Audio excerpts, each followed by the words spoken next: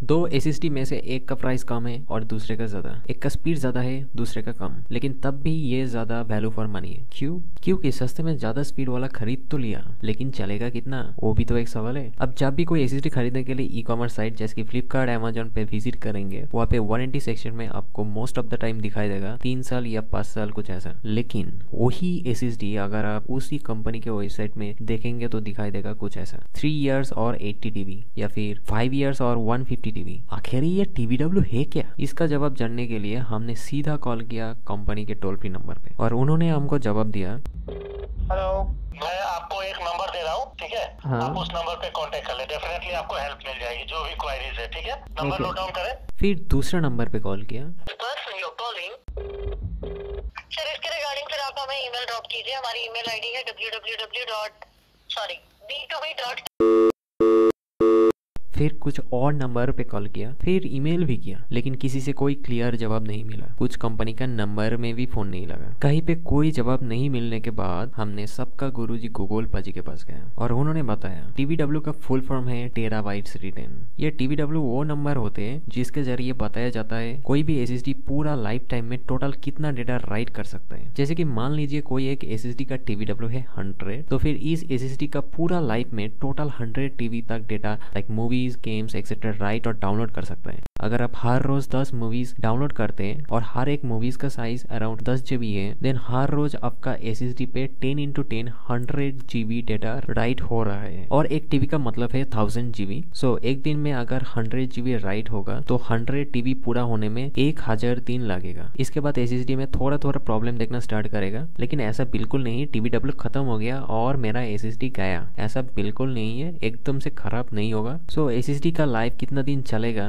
वो टीवीडब्ल्यू के ऊपर डिपेंड करता है। सभी तरह की एसएसडी लाइक SATA M2 में भी ये टीवीडब्ल्यू होते हैं और उसका लाइफ भी इसी टीवीडब्ल्यू के ऊपर डिपेंड करते हैं। सो टीवीडब्ल्यू का कंसेप्ट तो समझ गया, लेकिन अगर कोई एसएसडी का वारंटी 3 साल और 100 टीबी है तो इसका मतलब क्या है? अगर 3 साल के अंदर आपका एसएसडी खराब होते हैं और 100 टीबी राइट पूरा नहीं हुआ तो आपको वारंटी मिलेगा। लेकिन अगर ऐसा हुआ एसएसडी खरीदे हुए अभी तक 3 साल पूरा नहीं हुआ और 100 टीबी पूरा हो गया तो फिर शायद आपको एसएसडी में वारंटी नहीं मिलेगा। और अगर 3 साल पूरा हो गया लेकिन 100 टीबी पूरा नहीं हुआ तो भी शायद आपको वारंटी नहीं मिलेगा, ऐसा मुझे लगता है, क्योंकि कंपनी वाले तो जवाब ही नहीं दे रहा है। सो जिस एसएसडी का टीवीडब्ल्यू ज्यादा है उस एसएसडी ज्यादा दिन तक ठीक ठाक रहेगा और ज्यादा दिन तक चलेगा वारंटी खत्म होने के बाद भी, क्योंकि एसएसडी सॉलिड स्टेट ड्राइव होते हैं, इसमें कोई मूविंग पार्ट्स नहीं होते हैं हार्ड ड्राइव की तरह, और इसका ड्यूरेबिलिटी हार्ड ड्राइव से कई ज्यादा होते हैं। सो अगर आप एक हाई टीवीडब्ल्यू एसएसडी खरीदेंगे तो उस एसएसडी ज्यादा दिन तक इस्तेमाल कर पाएंगे। लेकिन भाई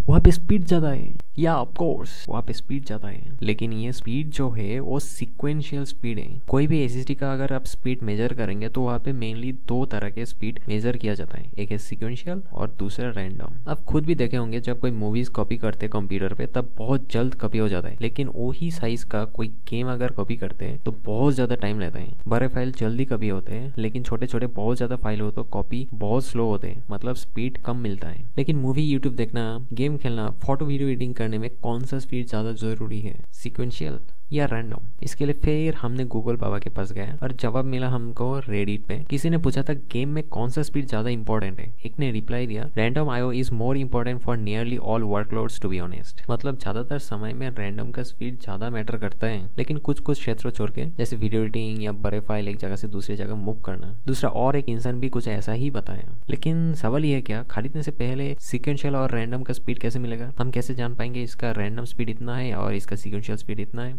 इसके लिए आपको इस वेबसाइट में जाना पड़ेगा। यहाँ पे कोई भी एसएसडी एक दूसरे के साथ कंपेयर कर पाएंगे। वहाँ पे आपको सारे डिटेल्स मिल जाएगा, सीक्वेंशियल स्पीड कितना है, रैंडम स्पीड कितना है, और भी कई तरह के डिटेल्स आपको वहाँ पे देखने को मिलेगा। और यहाँ पे सारे के सारे लिंक डिस्क्रिप्शन में मैं डाल दूंगा। सो एसएसडी खरीदने के वक्त आपको 3 चीज ध्यान में रखना पड़ेगा। एक है स्पीड, एसएसडी का सीक्वेंशियल और रैंडम स्पीड कितना है, टीवीडब्ल्यू और वारंटी कितना साल दे रहा है, और टीवीडब्ल्यू कितना है। जितना ज्यादा टीवीडब्ल्यू और वारंटी मिलेगा उतना अच्छा प्रोडक्ट होगा। नंबर 3 प्राइस, आखिर में पैसा कितना देना पड़ेगा। अब मेरे पास आपके लिए एक सवाल है, आपके पास 2 एसएसडी है, एक का सीक्वेंशियल रीडिंग स्पीड है 520 Mbps, प्राइस 2300 और टीवीडब्ल्यू है 80। दूसरा SSD का सिक्वेंशियल रीडिंग स्पीड है 450 Mbps, प्राइस है 2500 एंड TBW है 140। अगर लेफ्ट वाली SSD को बेस मान के कंपेयर करेंगे तो राइट वाला SSD लेफ्ट SSD से अराउंड 13% कम स्पीड, 8.7% ज़्यादा महंगा और 75% लाइफ स्पैन ज़्यादा है। मतलब लेफ्ट वाला SSD अगर 4 साल तक चलता है तो उसी तरह इस्तेमाल करने से राइट वाला SSD 7 साल तक चलेगा। सो आप मुझे ये बताएं आप कौन सा SSD खरीदेंगे। अगले वीडियो में मैं ये बताऊंगा कैसे SSD इस्तेमाल करने से आपका SSD का लाइफ स्पैन बढ़ेगा। अगर आपको वीडियो अच्छा लगा तो प्लीज़ सब्सक्राइब कीजिए। Thank you so much,